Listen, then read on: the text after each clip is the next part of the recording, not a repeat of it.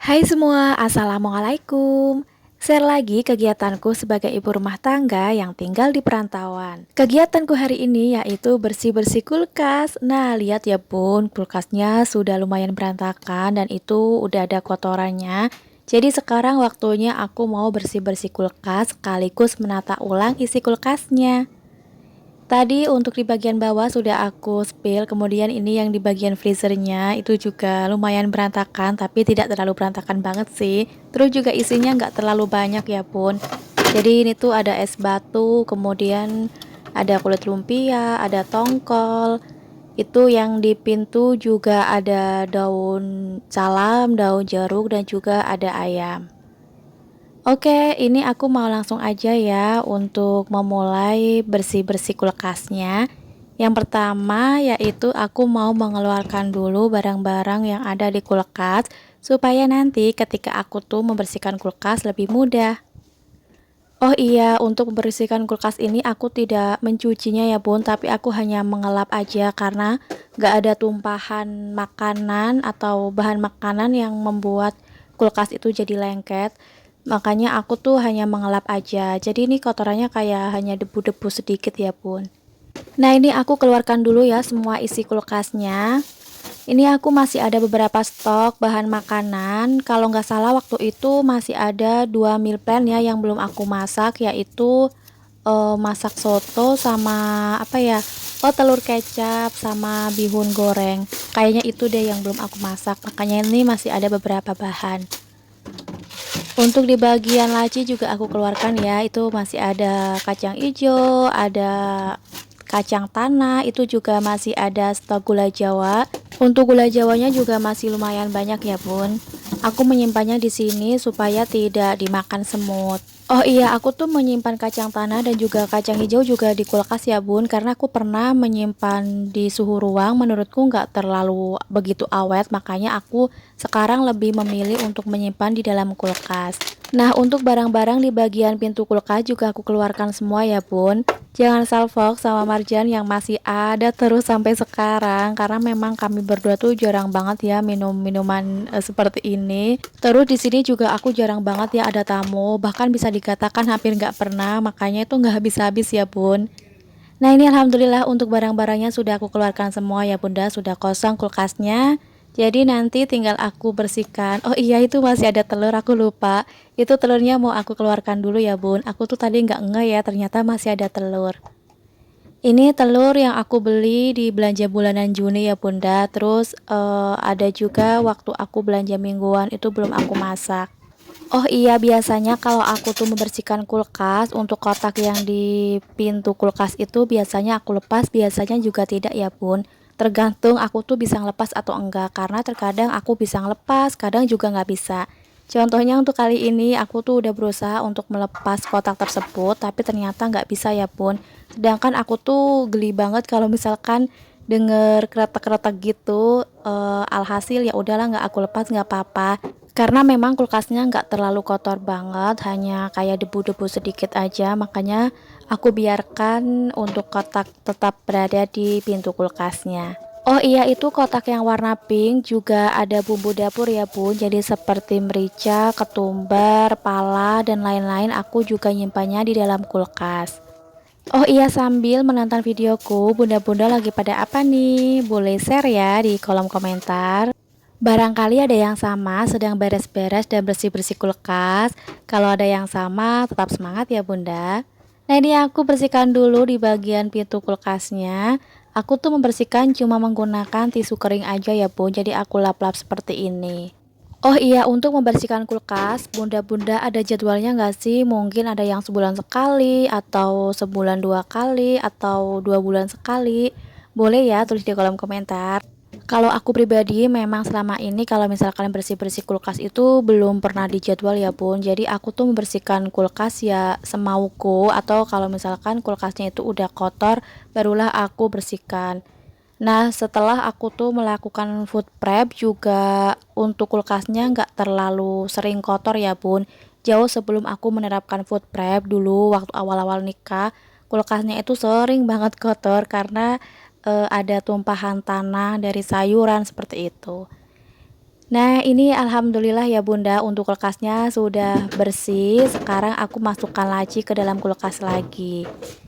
Terus aku masukkan barang-barang yang tadi ada di kulkas. Nah, ini yang pertama aku masukkan dulu kacang hijau, ada kacang tanah juga, terus ada gula Jawa, aku masukkan di sini. Nanti di laci ini juga aku masukkan daun pisang ya Bunda. Nah, ini daun pisangnya aku ikat seperti ini. Terus tadi aku juga sudah memasukkan kol atau kubis. Di bagian pintu masih sama, aku letakkan marjan, terus juga ada air mineral ya Bun. Itu kami memang beli air mineral itu satu kardus ya Bunda, tapi yang dimasukkan kulkas itu memang bertahap, nggak satu kardus semua. Barulah di atasnya ini aku masukkan stok sayuran, lauk yang masih tersisa. Next, untuk bagian pintu kulkas ini aku letakkan lagi kecap yang masih tersisa, kemudian itu juga masih ada sisa gula pasir, terus ada mayones. Terus untuk telurnya juga sudah aku tata kembali. Nah, ini dia ya Bunda hasil kulkas setelah dibersihkan dan juga ditata ulang. Bagaimana Bun? Apakah lebih rapi atau sama aja? Kalau menurutku sih lebih bersih dan juga lebih rapi. Terus untuk yang di bagian freezer ini juga udah aku tata, sudah aku bersihkan, tapi memang tidak aku videokan ya Bun. Nah, itu untuk kotak-kotaknya sudah aku pindah ke bagian pintu semua supaya tertata dengan rapi. Berikutnya ini aku mau membersihkan kulkas yang di bagian luarnya ya. Di sini aku membersihkan kulkas bagian luar itu menggunakan pembersih serbaguna ya Bunda. Nah, ini aku lap-lap sambil aku sesekali menyemprotkan pembersih serbagunanya. Dulu aku kira pembersih ini itu hanya untuk digunakan membersihkan kaca aja ya Bun. Tapi setelah aku tuh terjun ke dunia YouTube, aku lihat videonya bunda-bunda, ternyata bisa ya untuk pembersih ini digunakan membersihkan lemari, meja, dan lain-lain. Mulai dari situlah aku tuh kalau misalkan bersih-bersih sekarang udah nggak menggunakan tisu basah ya Bun. Paling kalau misalkan menggunakan tisu basah itu hanya menghabiskan stok tisu basah. Nah, ini aku mau sepil ya Bunda, daun pisang yang aku beli waktu itu. Jadi aku belinya di pekan kedua bulan Mei. Waktu itu tanggal 13 Mei ya Bun. Dan sampai sekarang itu masih seger, masih bagus. Ini aku tuh ambil video di tanggal 8 Juni. Dan daun pisangnya itu benar-benar masih dalam keadaan fresh. Waktu itu aku beli daun pisang ini 5.000, kayaknya dapat 10 lembar, terus udah aku buat nasi bakar, terus waktu itu juga aku buat pepes tahu dan ini masih ada sisanya. Aku tuh masih bingung ya Bun, untuk sisa daun ini mau aku gunakan untuk membuat apa. Oh iya, kenapa aku tuh beli daunnya kok banyak banget? Sebenarnya nggak banyak ya Bun. Aku tuh udah pernah mau beli daun pisang itu nggak banyak-banyak, 2.000 apa 3.000, tapi memang nggak bisa ya Bun. Minimal pembelian daun pisang di sini itu harus 5.000. Makanya mau nggak mau aku harus beli 5.000 dapat 10 lembar. Oh iya, dulu awal-awal aku tuh belum tahu ya Bun gimana cara menyimpan daun pisang kalau misalkan belum dipakai lagi atau masih ada sisanya. Dulu aku pernah ya untuk daun pisangnya itu dijemur, terus ternyata masih ada sisanya ketika aku membuat makanan, dan ternyata sisanya itu nggak begitu bertahan lama ya kalau misalkan udah dijemur. Jadi kalau misalkan sekarang aku tuh mau membuat sesuatu, aku tuh ngambil daun secukupnya aja, sisanya tetap aku simpan di dalam kulkas ya Bun, jadi masih tetap segar. Nah, kemudian ini aku juga mau sepil daun salam dan juga daun jeruknya ya Bun. Ini dia daun jeruknya tuh aku simpan di freezer ya Bun. Kalau yang tadi daun pisang aku simpannya di lemari bawah. Nah, beginilah ya Bun caraku menyimpan daun jeruk. Aku letakkan di freezer, kemudian untuk food containernya paling bawah aku alasi tisu, atasnya daun jeruk, atasnya lagi aku pakaiin tisu lagi. Oh iya, untuk daun jeruk ini aku tuh lupa ya Bun belinya di bulan apa dan pekan berapa, karena waktu aku cek di daftar belanjaku itu di pekan pertama bulan Mei aku beli bumbu dapur, tapi gak aku jelaskan aku tuh beli apa aja ya Bun. Kemungkinan besar ini daun jeruknya aku beli di pekan pertama bulan Mei atau di bulan Ramadan kemarin. Untuk daun salamnya juga sama ya Bun cara aku menyimpan. Oh iya, kalau yang daun salam itu aku beli di pekan ketiga bulan Mei. Nah ini alhamdulillah ya bunda, setelah aku tuh menyimpan di freezer, daun salam dan juga daun jeruknya itu benar-benar masih segar, warnanya juga hijau. Tapi aku pernah ya bun menyimpan seperti serai, terus ada jahe, lengkuas itu di dalam freezer. Menurutku nggak rekomen ya bun. Nah kalau teman-teman sendiri gimana nih? Apakah pernah juga menyimpan seperti jahe, lengkuas, serai ke dalam freezer? Menurut teman-teman gimana? Apakah rekomen atau enggak? Atau misalkan menurut teman-teman rekomen, boleh juga ya di share ke aku. Siapa tahu aku tuh cara menyimpannya waktu itu salah. Nah itu daun pisangnya sudah aku masukkan lagi ke dalam kulkas. Plastiknya juga sudah aku ikat. Oh iya, ini ada daun pisang yang udah kering. Jadi waktu itu ini sisaan dari membuat nasi bakar.